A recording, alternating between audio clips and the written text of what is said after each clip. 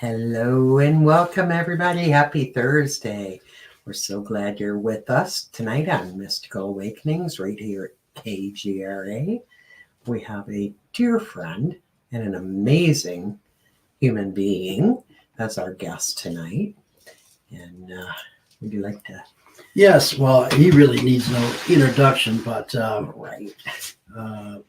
we get that out there. But Reverend Michael Carter has been a mainstay on Ancient Aliens. You'd all know him from there. But he's served various Unitarian Universalist congregations in New York and in North Carolina. Michael has trained as an anti-racism trainer and has been recognized by President Clinton for his efforts. A longtime UFO contactee. His book, Alien Scriptures, Extraterrestrials in the Holy Bible, was in March of 2014 #1 on Amazon.com's list of UFO-related books.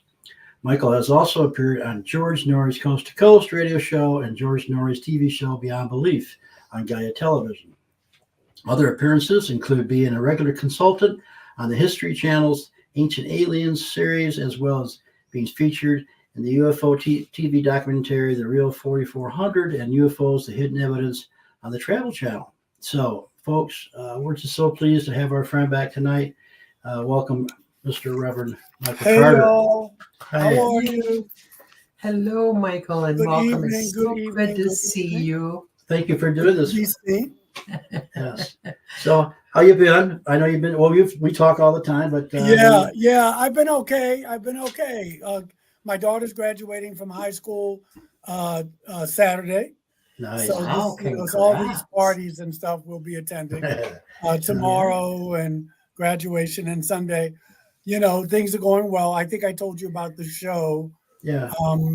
that June 19th on the Travel Channel at Yeah, 10 o'clock. Yeah. That's Talk my about that. bedtime. Yeah. What is that show? Tell everybody what that It's is. called Alien Encounters, Fact or Fiction. We shot in Roswell. I don't know if I'm on the first episode, but I like I told you, it just came out. Right. This is the first episode.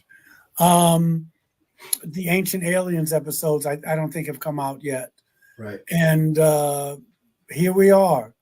Here we are. You know, the life is going, and we're 6 months into the year. Yeah. We're halfway through 2024. How did that happen? Woo! Wow. I don't know. You know, I don't know. I don't know. It's just time. Life goes on, and it goes. it goes so fast. Yeah.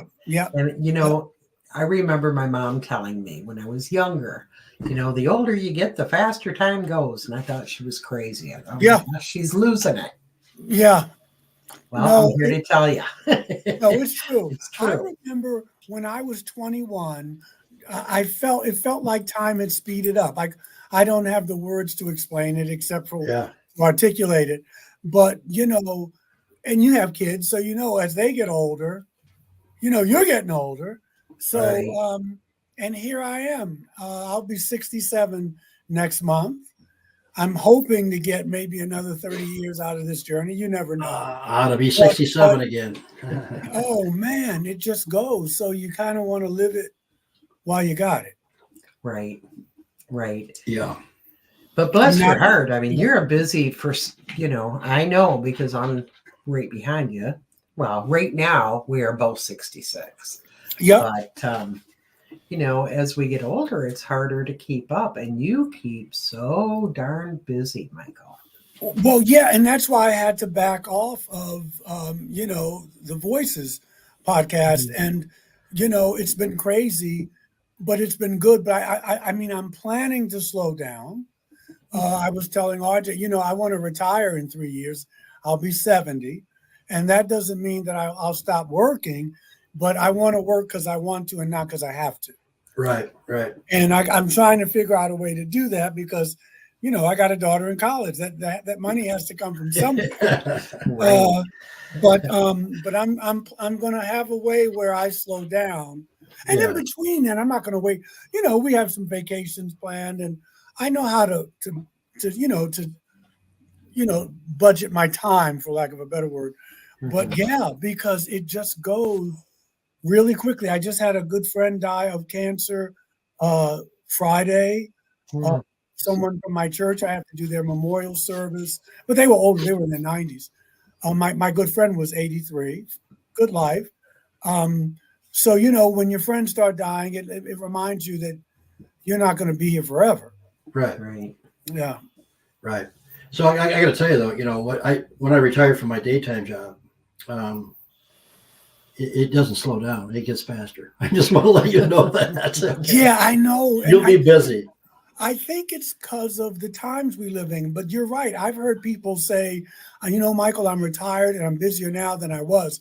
Yeah. But I think you have to be intentional about how you parcel your time, which is a spiritual discipline. Right. Otherwise, you won't be in on your life. It'll just be a blur. So we work on that together, Dawn and I. She's more of a type A than I am. Yeah. So I have no problem taking naps. I have no problem. I don't either. And she was raised in that Protestant work ethic, like we all were, that you got to accomplish, that you got to do, that you got to be doing. But I learned that that's a fallacy. And you just got to find out how to mix it up.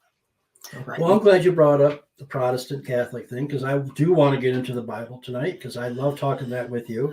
Yeah.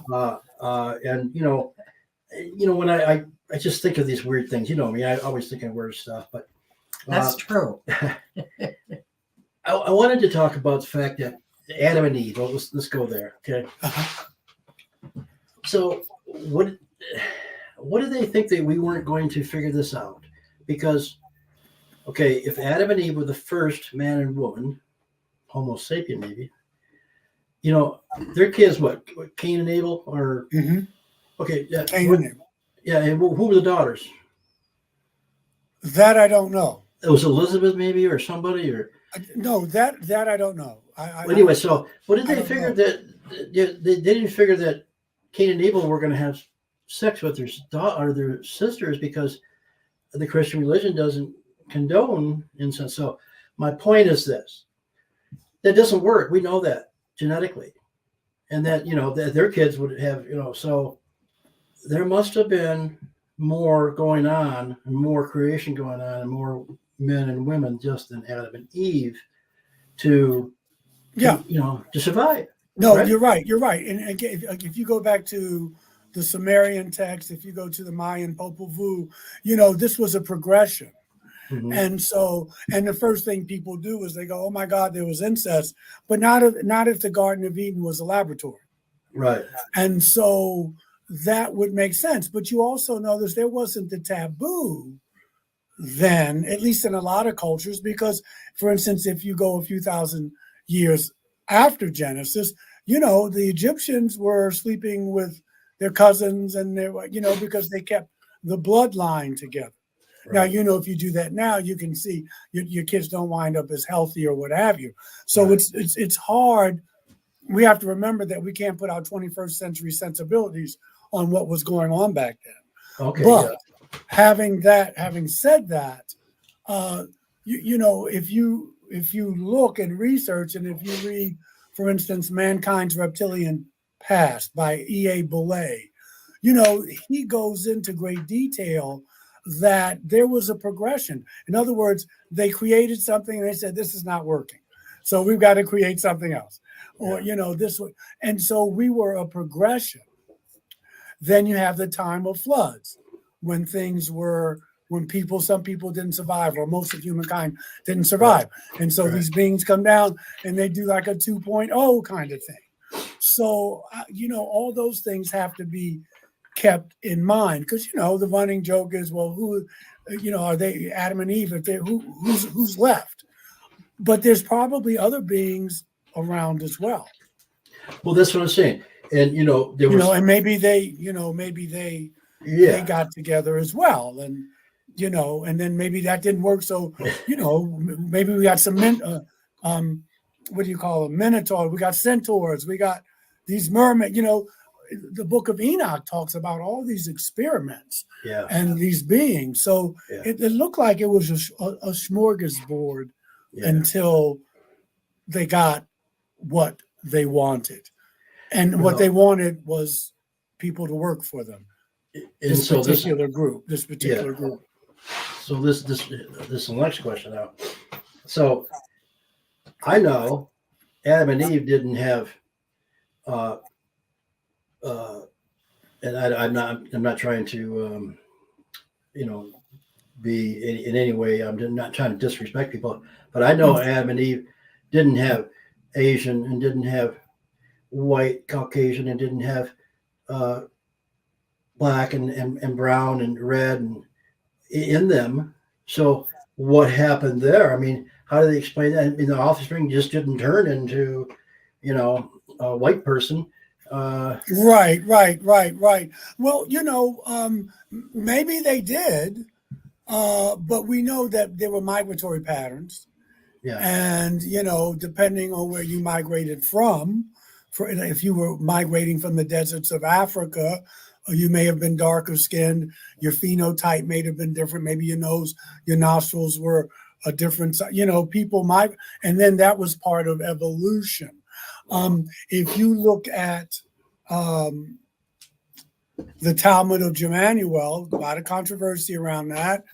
Billy Meyer's story of the story of Jesus, Billy says that the Palladians obviously don't believe in a God. They call it creation, not the creator, but creation. Yeah. And they say that creation is the creator of the human races, the red race, the white race, the black race. So those races did exist, but you also have to remember that the ancients didn't look at race the same way we do. I mean, they noted the difference, but it wasn't a big deal.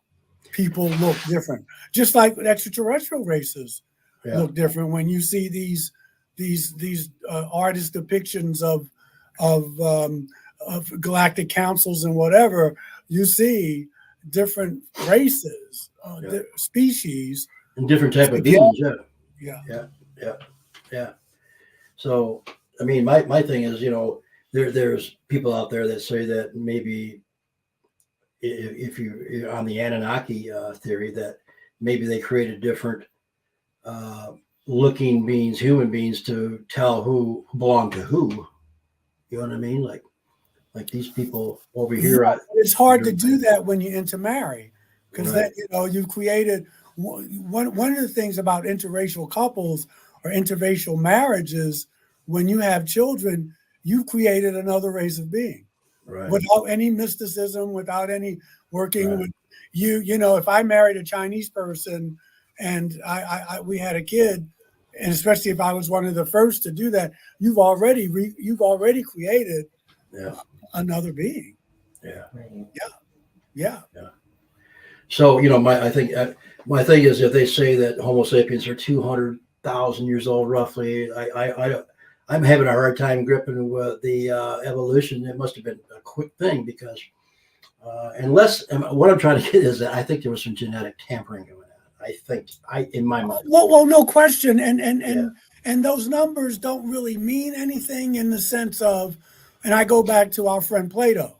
Plato says that there's a cyclical catastrophe, and he learned this from Solon, who was a Greek Babylonian, who learned it from an Egyptian, who learned it from an Atlantean. And so if that is true, then most of these people were wiped out. And if these beings come back, or some beings come back and they reboot, then you're kind of starting over again. Maybe there's an upgrade.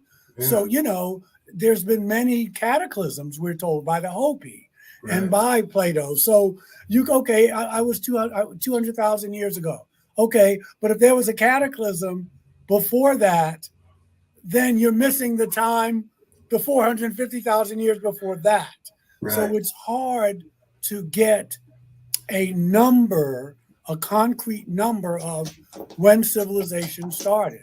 All we know is that it's way older than what we're being told. but they're not.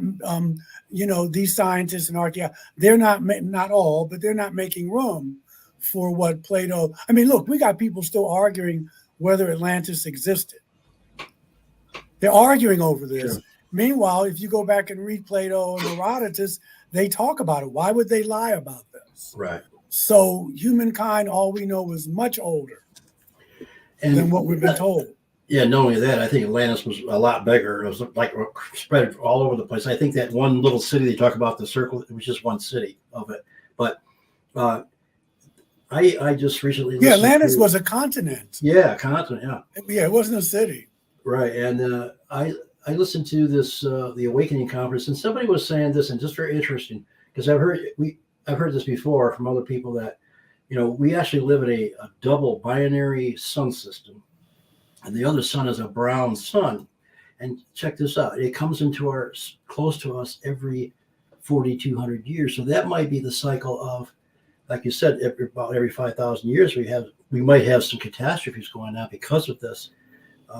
That it gets close to our sun, the closest it gets to our sun, and comes into near our area. So that might have something to do with it. It could. Yeah. I mean, I don't know. I have to check it out a little more. But Sitchin talks about Marduk, and I mean, that's not my field, but I'm anything is possible. Yeah. But it could be just things like a pole shift, that the Earth flips on its axis. It could be a meteor hitting us. It could be any of those things. I see. And obviously they've happened before, at least according to if you read Critias and Timaeus, Plato's works. What was, if you know what this wormwood thing was that people talked about in the Bible? There's something. It's mentioned in the book of Revelations. I don't know whether it's a comet. There's something from the sky that sounds like, and they call it wormwood, and it hits the ocean and it poisons the oceans, and there's earthquakes and all that. It sounds like it could be some type of extinction level event. Right. It's up to interpretation, but it's definitely something that comes from. It wasn't good. I know outside. that. Yeah. Right. Yeah, it wasn't good. Yeah. All right, so I got that off my chest, the Abbott Eve thing. So, all right, now I want to go to this Moses guy. Who the heck was this guy? Now, was he a baby that floated up on the Nile, and they just took him out of this thing? But to me, Moses, there's a lot of theories out there, and speculation, information that he was much more than that. One can say he might have been one of the Anunnaki, but who was he talking to up on the mountain? Who was he getting these commandments from? No, that's a great question. What we've been told is that he was an Egyptian, and that his mom got, as the story goes, put him in the bulrushes, and he was discovered, and he was, he was a stutterer. Which is one of the reasons he told Yahweh that he didn't want to take on this mission. Right. Because he says, I don't speak, I'm not eloquent, I'm not articulate. And Yahweh said that doesn't matter. And so he became a Yahwist. He was a Yahwist. And so, and let our listeners know that you and I, we both agree that Yahweh probably was an extraterrestrial, right? Yeah, it's pretty much, if you go back and you look at, again, Stitchin's work or the Mesopotamian text, in the Sumerian narrative, he is Enlil. Enlil, yeah. And he's the one who's a warrior, short fused, and he wanted, very ambitious, anger problems. He wanted to keep human beings as a source of workers. Right. And Enki did not want that. He loved humankind. He warned humankind about the flood. Yeah. And remember, these floods are in the Mesopotamian text, Babylonian text, and in Genesis. Yep. If you look at Deuteronomy 32:8, you will see that, and it depends on your translation, Right. but it says, when the Most High gave the nations their inheritance, when he separated the sons of man to the boundaries of the peoples according to the number of sons of Israel. So basically, the way it says the Most High, that's the Elohim. Yeah. And that's also one of the high Elohim. It's the Most High, not the Most High God, but let's say maybe that would be a commander of the ship. It might be Enki, right? It could be Enki. Yeah. I mean, no. No, not Enki. He gave it to Yahweh. Yeah, that's right. Yahweh was given the tribe of Jacob. Yahweh was giving, but what happened was, and Yahweh, you can see Yahweh didn't get a lot of land. He got the tribe of Israel, not even the whole tribe. The thing with that is he didn't get much land. That's why he had the Israelites taking land, fighting for him, taking land. And so that's where we get this was an invasion. And even if we look at, I'll bring another. Let's look at the Aramaic. And so when you got the land, you got the people on the land. Yeah. You got the people on the land. Yeah, and Yahweh went into other people's land because he didn't get much land. And so that tells you he was a junior officer. He wasn't a high-ranking person. And so that's why he was fighting, and he had these people taking other people's lands. Didn't they actually give him the water? I mean, he could rule over the water. I mean, I read something like that where. Well, that was just saying his powers. He could ride his ship over the waters. Yeah, but that little sliver of land was what he got. Does it say it in here in the Aramaic translation? Yes, they use the word the Most High. Some translations it's El Shaddai. But when the Most High divided the nations, when he separated mankind, he set the bounds of the people according to the number of the children of Israel. For the Lord's portion, the Lord being the Elohim's portion is his people. He got the tribe of Jacob. He found him in a desert land in the waste and wilderness. So he didn't get a lot of land. Right. And so he took his, he had people fighting for him and working for him. Now you see the other thing in the Vedas. In the Vedas, where they talk about, when you read the Mahabharata, the Hindu scriptures, you have the gods fighting each other. Who's helping them fight? Yeah. Human beings. And there were other gods there, because when Yahweh says, I'm a jealous God, I don't want you worshiping these other gods. I don't want you making craven images of these other gods. I don't want to hear you talk about Komash, Baal, Asherah, Asta. I don't want to hear their names. Right. I am your God. That doesn't sound like an infinite, transcendent, omniscient, omnipresent, omnipotent being. That sounds like another entity. Yeah, I mean, let's face it. They, in the India history, they were flying around in these flying machines, and they had some really hellacious wars. The same thing in the Bible. When you read Stitchen's The Wars of Gods and Men, if you read the Mesopotamian text, the Hindu text and the Mesopotamian text, they have no problem talking about flying machines. Right. Only the Christian, the Judeo-Christian texts try to monotheize it. Yeah. That there's only one God.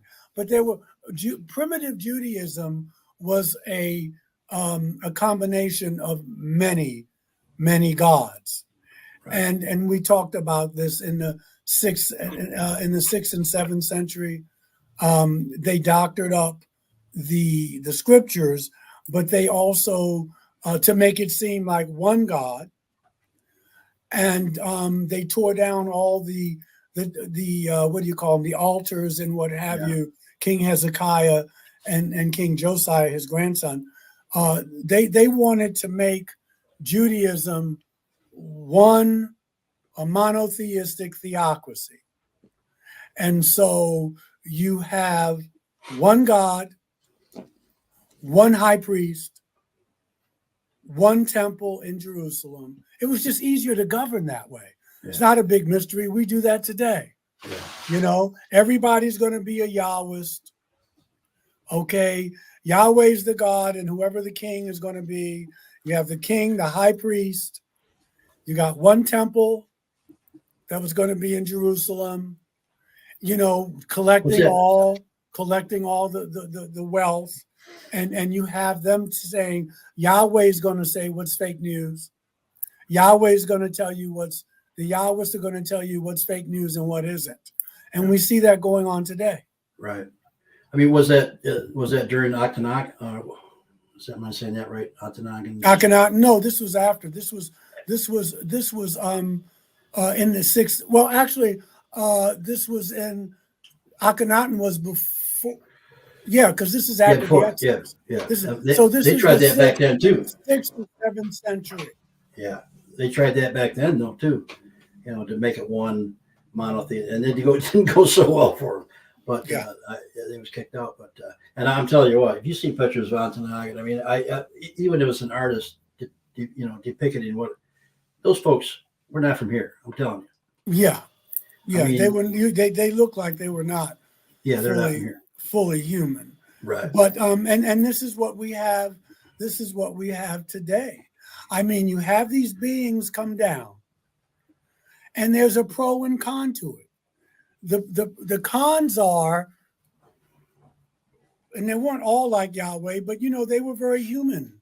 Yeah.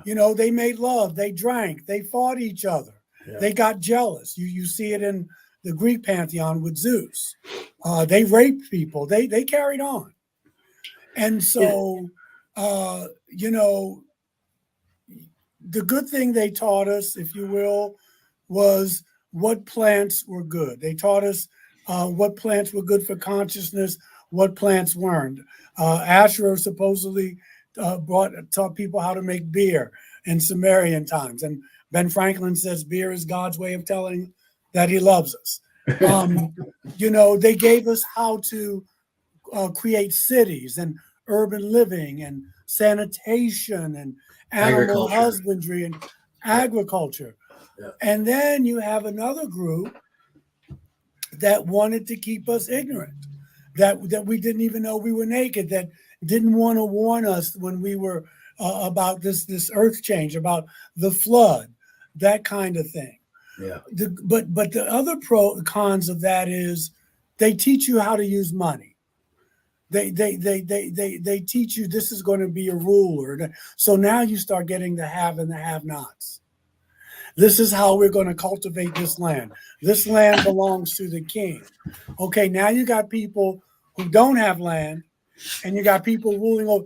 And we have that today, but that's where we got that from. We got that from the gods. If I'm a king, if I'm an extraterrestrial king or queen, I'm the ruler because I invaded your planet. Okay, then I have a child. Now I have a hybrid, which is what the Epic of Gilgamesh is about. The Greeks call them titans. You're hybrid, demigods. Yeah. So now I got a son, and so after 230,000 years, now my son is ruling. Okay, so now my son rules. Okay, I leave. My son is there. So then maybe my son has a human wife. Okay, so now you got these demigods. So then they leave. They go off planet or underground or wherever they go. So what do? You know what? Deb, RJ, you've always been loyal to me. You guys are going to be the next high priest and high priestess. You will take care of everything. So guess what? How are you going to rule the people the same way you saw me rule? Right. And if I was an egotistical maniac, that's what you're going to be. You're going to keep that going. And Well, that's where we learn that from. That's Yeah. where we learn that from now. That's what I think. Because You know, otherwise, how would we know how to do that? Yeah, I mean, I always struggle with the fact that these people, the Anunnaki, those from heaven to earth came. They obviously were pretty far advanced in technology, but to me, they didn't seem like they were very far advanced in spirituality. Because if we were created in their image, we're always warned. They were always making wars and they're fighting. And to me, that's not a high level of spirituality. Where you're always warned and trying to take over, and you're always trying to put your mark here and there and trying to have people worship you and all this. So my thing is maybe they and what some of their even their spaceships were like when people explained them, they sounded like they were more in the rocket stage. You know what I'm saying? They had flames coming. They're kind of using fuel, but so maybe they weren't that far advanced, but they knew how to travel here from where they came from. But well, that's pretty far advanced. I mean, yeah, that's pretty far. That's pretty far advanced. I mean, because we can't even do that now. But Right. again, as we said at the top of the show, remember, all of them weren't like that. Yeah. There were people who when Daniel's in the lion's den and they're getting ready to hand his butt to him, who comes? We don't know what race or what species they were, but an ET comes and saves him. Yep. Okay. When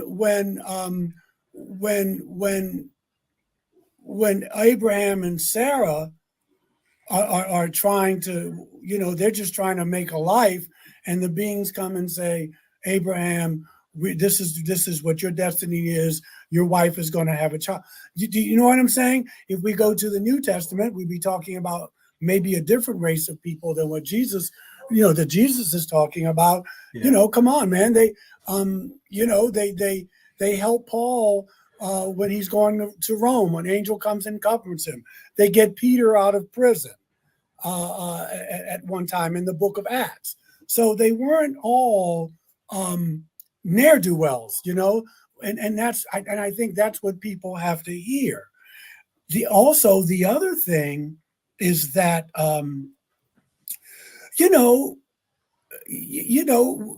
they're not gods, man. They're extraterrestrials, okay? Right. All of them are not going to have a high level of spirituality. When the Native Americans were here, and you could argue these alien people, the European comes and wipes them out. That's not a high level of spirituality either.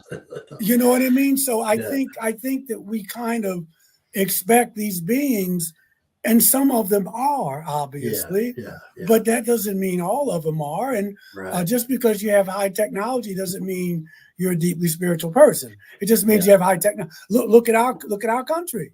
Right. We have a lot of technology here, but we're struggling. Yeah. I agree. That's cool. Yeah, I can accept that. That's that's a good way to look at it. Yeah. You don't want to hold them to a higher standard, because that's what makes them gods, and they're not. They're not. They're just high technological societies, and some of them are deeply spiritual. If you want to look at, if you want to look at some of these beings and the Hopi tradition and whatever, the Mayan, the Popol Vuh, some of them are deeply spiritual, and some of them are neutral. They're observant, and some of them are, we're just primitive. We're just primitive. Why do we want to get involved with these people? I'm not trying to change the subject a little bit, but it's okay. And it's not really change the subject, but when Moses came down from the mount and with his commandments, there were people down there worshiping this cow or this bull. Yes. And in India, they revere the cow and the bull as sacred. And I told you this on the phone a few months back. I feel that maybe, and I'm speculating, but that they were what is found in the constellation Taurus, the Pleiades. Mm-hmm. So maybe, and we see this bull in the past with this big, sun around it and stuff. But so I'm thinking maybe they were worshiping a cow or a bull, but maybe the constellation Taurus and maybe the Pleiadians. That makes a lot of sense. What we do know, again, and it does make sense, RJ. Listen, they were worshiping another god, and Yahweh wasn't going to have it. Right. Now, if they were worshiping the constellation Taurus and the Pleiades, that's fine. Those are other gods. Yeah. Those are other extraterrestrials. And he made it very plain that he was not going to tolerate that. Right. And he, I don't even want any images made. And so there's an image of a bull. Right. So I think that's just as plausible as anything else. Yeah, I mean, it just came to me, and I thought, well, maybe that's what it was, because we have to understand the Anunnakis, and it doesn't necessarily, like you had pointed out, doesn't mean they all came from the same place. They may be a bunch of different people that came here. Well, yeah, like Americans, we go to Europe. Yeah. I'm coming from North Carolina. You're coming from Michigan. You know what I mean? Yeah. We're still Americans, but we may be coming from other places in the star system. Right. And they may not all have looked alike. Yeah, true. As well. Yeah. So, those are things that we keep in mind. Right. But looking at these texts, we get a clue. We also get a clue that the three planets mentioned in the Bible are Sirius, Orion, and the Pleiades. Right. So, that may give us a clue as to where some of these beings came from. And then you have to ask, well, how did these people even know that these planets existed? That's right. Yeah. Well, I think I pronounced this right, the Dogon tribe in Africa. The Dogon in Syria. Dogon. Right over there, yeah. They said, they had these beings come out of the sea, which probably they just hide in there, and told about Sirius A, Sirius B, and Sirius C. And that was, scientists didn't know about it. And they were telling scientists back in, the 30s? Yeah, I don't know. Yeah, I don't think it was discovered until much later. So, yeah. And so, some of these beings in the sea may have had bases there. If you look at Job, they call it a great whale, but maybe it was a U.S.O, submerged. So, but I mean, it's all there. That's what I'm saying. The Bible is beautiful, and there's some wisdom and stuff there, obviously. But it's also, see, when you look at the Bible as a book of morals, you get screwed. Yeah. Because that's why people, they leave for many reasons. But people say, I can't worship a God like Yahweh. And I say, of course you can, because he's not a God. And he does things, he commits genocide. He tears up Sodom and Gomorrah with a nuclear blast. Of course, you don't want to worship that. Right. But if you look at the Bible as stories not as stories about God, because the idea of God is in the Old Testament, but it's not there. But if you look at, you start hearing maybe about God, later on and then into the New Testament. But if you look at it as a book of our ancestors telling us that we were invaded, man. And this is what it was like living with these beings, walking the earth with these different races, fighting each other, fighting amongst ourselves. Then you say, okay, now it starts to make sense. Now I don't have to worship a guy who would genocide people, who would want virgins and take all of the virgin girls and take all of the gold and silver and take babies and dash them up against the sun. Yeah. Because when you worship it, when you look at it like that, you go crazy. Right. And then you got guilt. Well, wait a minute, but this is God, and they're warlike, and it's not a spiritual book in that sense, especially the Old Testament. It's a book about paleo contact, and paleo contact obviously means us having contact with other off-planet civilizations. That's what that book is about. So That's then what that book is about. Yeah. Now, the New Testament is about that too, but Jesus is bringing in another sensibility, because he never mentioned Yahweh's name. As a matter of fact, he actually talks bad about Yahweh without calling Yahweh's name. Yeah, I was going to say, you sitting next to me, you were kicked out of Sunday school, weren't you? Twice. And why was that? Because I questioned everything and asked for proof. Yeah. And yeah. You can't be doing that. So we were talking the other day about the guy that wrote the book Chariots of the Gods, Eric Van Donigan. He was Van Donigan. He was a man of the church and all. He was pushy too. I mean, how he's saying, like, how can they take this man up in heaven and he can see all these things? Because he would die if he was, he had to be in some kind of a vehicle or a ship or something, So, and that book changed a lot of people's. I mean, here we are, since then. Thanks to Eric. Thanks to Eric. Thanks to Billy Meyer. Many people. Billy Meyer.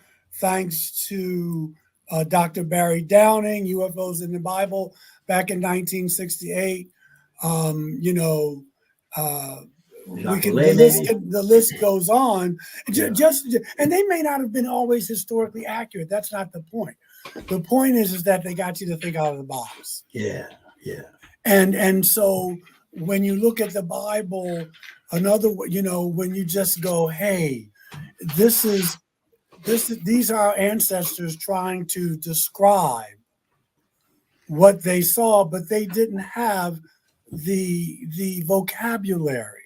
It's a flying chariot. It's a flying shield, as Josephus talks about in the wars around Jerusalem. They're trying to, wow, man, I don't even know how to describe this. And that's when they're having a problem describing it. And then this is not a book of I'll give you another example. That Yahweh obviously is not God. In Samuel, the people want to get rid of Samuel because they think his sons they're crooked. They're a little greedy and they're carrying on and they want to get rid of Samuel. And so they want to get and Samuel's a Yahwist. Yeah. So they tell Samuel, we don't want to worship Yahweh anymore. Looking for it. They tell Samuel, no. 1 Samuel chapter 8. The people want human rule because they accuse Yahweh's prophet Samuel and his 3 sons of being corrupt. You have to ask yourself, if Yahweh's God, why would the Israelites want a human king? Exactly. And so what happens? Yahweh pulls back. They say, you're fired. He pulls back, but he doesn't leave. He's still involved with their foreign policy, but behind the scenes. Working behind the scenes, yeah. And they elect Saul. Yeah. Okay, now David came after Saul, right. But, and Saul was depressed, and, that's what scholars diagnosed him with. And but Saul, Yahweh and Samuel get angry with Saul. So you get my point. If he's God Almighty, right. Why would we say, no, we don't want you, we want Samuel? but Samuel, they get rid of Samuel because Yahweh told Saul to wipe out this tribe they were fighting. It's go 1 Samuel chapter 8. I'm not making it up. Look it up yourself. And Saul doesn't do it. And so Samuel, representing Yahweh, says, you've displeased Yahweh. Yada, yada, yada. Y'all can read it on your own. But what kind of God tells you to go over down the block and wipe out everybody? So you got to see. But if you think that's God, if you worship a God that does that, you wind up having wars like Ukraine. Right. You wind up having wars in the Middle East because you figure if your God is vengeful, if your God is it's okay to blow people up and carry on, then you're going to do that and think it's the right thing to do. Yeah. So now we've got. I want to let you know because we always go over. We've got about 8 minutes, but 9 minutes anyway. I want Shelley Cooper, that painting that you're talking about. Absolutely, that's a famous painting and done by a famous artist. But it does depict a UFO. Yeah, it's by Ert. It's by Ert, Eert, Ert de Gelder. Yeah. He's a Flemish artist, and it's called The Baptism of Jesus. And there's many paintings like that where there's UFOs in the sky. They just especially in the medieval time. Yeah, because you couldn't talk about it, but and that's how they kind of hid things through paintings and stained glass windows and churches, and they were kind of clues of what was going on. But yeah, so cool. Yeah, so I don't know how we're going to wrap this up because you and I never are going to wrap anything up. We're just going to keep talking about stuff. Well, we'll wrap it up for tonight, but there's always yeah. That's what I'm saying. So. And then in September it'll all blow up. Yeah. No, Michael is going to be at our UFO conference in September. Michigan UFO Contact. Yes. And it's going to be great. And you need to be there if you haven't got your tickets. And we'll go into this a little more and talk about invasion because that's, to our listeners, that's what I want you to hear. Mm-hmm. And I know how to wrap it up. That we were invaded. Yeah. Okay. Yeah. What our ancestors, that's called invasion. They talk about it in Hinduism, the Vimanas, the Popol Vuh, the Mayans. We were invaded. And even though I don't agree with everything my government does, who does? I do get it. Yeah. Why they are not touching this. Because, yes, it's national security stuff and whatever. Yeah. But to tell your citizens, not only that you were invaded, but we can't stop the invasion. That's right. They can't. And that some of the people who invaded are still here and we've got treaties with them. Yeah. I'm not saying it's right. I'm not saying that. But I can see the reticence. Yes. That how do you break that to people? Right.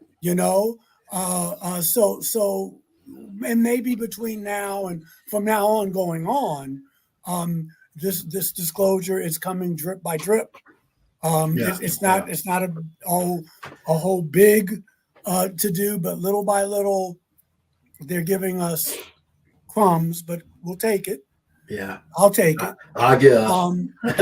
But just to keep that in mind, that we were invaded, that all our religious texts talk about this in some way, shape, or form, and we got 5 minutes, and that we need to talk. We need to be able to talk about that, even if it's just ourselves, at conferences or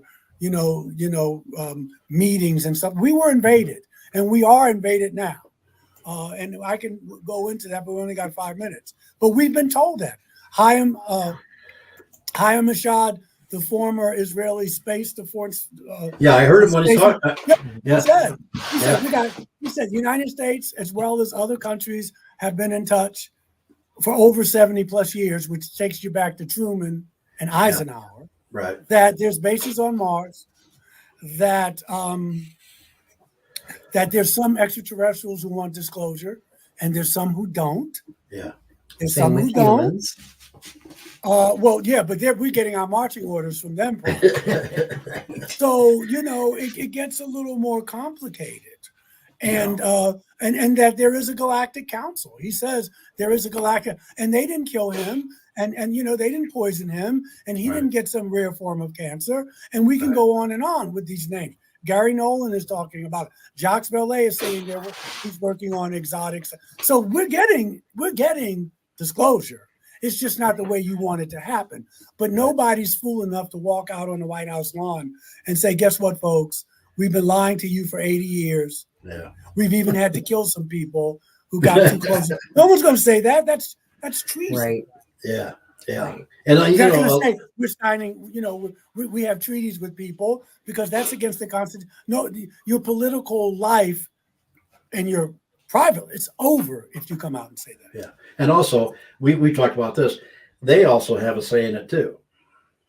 Well, that's what I was saying. Mhm. If Yeah, there's a galactic federation, Yeah. and you got star people saying we don't want disclosure yet, remember, Right. because you got some people who are for and some people are against. Right. There, you know, then who do you think we're listening to? Yeah. Yeah.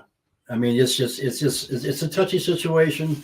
It's, you know, we got so many people involved here on this planet now, billions of people. And, you know, how do you do it without, you know, I don't know. I wouldn't know how to go about doing disclosure, but because the lie has been going on so long, I don't know how they're going to turn this around, but They're doing it now. Yeah, they're doing it slowly. now.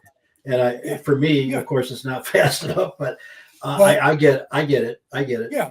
Yeah. The 12th Planet. Yeah, Yeah. Zachariah Stitchin. Read the whole series, Yeah. Miss Radu. Read the whole series. Just Yeah. not the 12th Planet. Read the whole series. Yeah, it's very cool. Thank you. We were talking about that today. Yeah, thank you, everybody. And listen, I want to thank our listeners. Michael, I want to thank you for the short notice you have it here coming with us. And it's always a pleasure and always a very knowledgeable. And Can I do a Well, shameless plug? Can I yeah. plug something? Please. I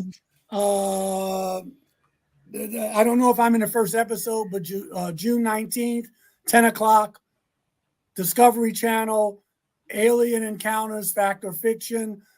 I did that show. I don't know which episode. I went out to Roswell. It's a brand new show, right. June 19th at 10 o'clock on Discovery. And look for Must be R-rated. Ancient Aliens. I keep my clothes on. Look for Ancient Aliens, The Chosen, and The Teachers. Those two episodes. They're not out yet. I've been looking. Okay. And of course, I'm going to see you guys in September.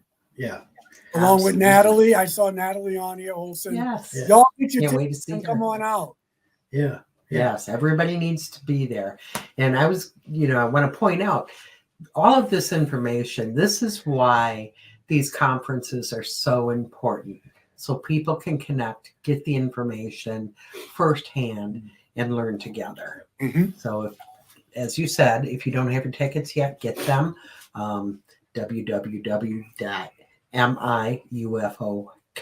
www.miufocon.com.